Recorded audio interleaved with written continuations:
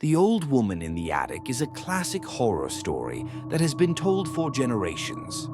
The story goes that a young woman was locked in the attic by her family because they thought she was possessed by a demon. The woman eventually died in the attic, and her spirit is said to still haunt the house. One day, a new family moves into the house.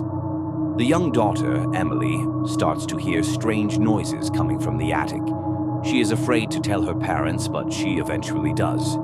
Her parents don't believe her, but Emily insists that there is something in the attic. One night, Emily is woken up by a loud bang. She gets out of bed and goes to investigate. She finds that the door to the attic is open. Emily slowly makes her way up the stairs, her heart pounding in her chest. When she reaches the attic, she sees a figure standing in the corner. The figure is tall and thin, and it is wearing a white dress. Emily screams and runs back downstairs. Her parents hear her scream and come running up the stairs. They find Emily shaking and crying, but there is no one else in the attic. Emily insists that she saw something, but her parents don't believe her. They tell her that she must have been dreaming. Emily is still convinced that there is something in the attic. She starts to have nightmares about the figure she saw. She is afraid to go to sleep at night. One day, Emily is playing in the attic. She finds a hidden door. She opens the door and finds a small room. Inside the room is a skeleton. Emily is terrified. She runs downstairs and tells her parents about the skeleton. Her parents are shocked. They call the police, who come and investigate. The police find that the skeleton is the remains of the young woman who was locked in the attic. The woman had been strangled to death. Emily's parents are horrified. They realize that their daughter was not imagining things. There really was something in the attic. The family moves out of the house as soon as possible. They never want to go back there again. The babysitter and the creeper. A young babysitter named Sarah is watching a child named Timmy one night. Timmy's parents are out for the evening, and Sarah is left alone in the house. Sarah is watching TV when she hears a noise coming from the basement. She goes to investigate, but she can't find anything. Sarah goes back upstairs and tries to forget about the noise, but then she hears it again. This time, it sounds like someone is scratching at the door.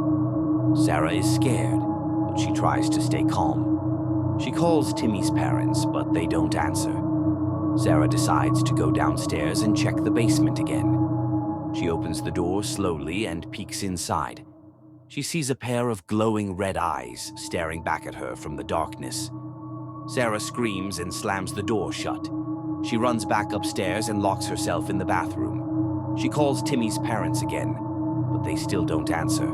Sarah is shaking and crying. She doesn't know what to do. She hears a scratching sound at the bathroom door. She screams again. Then she hears a voice whispering her name. Sarah is terrified.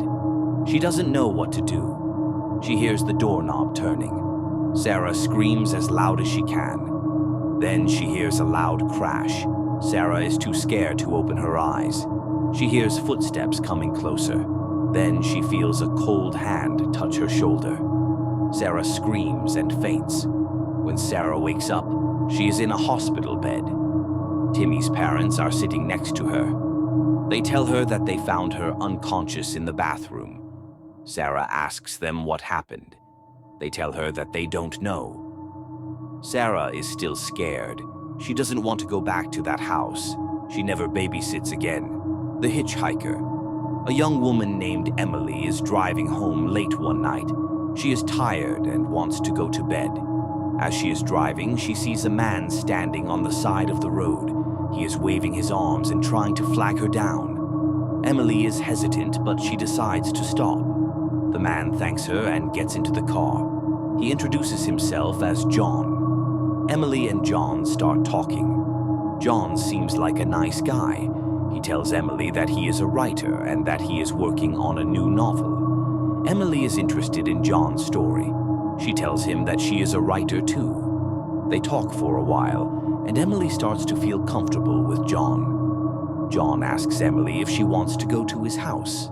Emily is hesitant, but she eventually agrees. John drives Emily to a secluded cabin in the woods. Emily is a little nervous, but she is also excited. She is looking forward to spending some time with John. They go inside the cabin, and John offers Emily a drink. Emily accepts, and John pours her a glass of wine. Emily takes a sip of the wine, and it tastes strange. She starts to feel dizzy. John smiles at her. He tells her that he put something in her drink.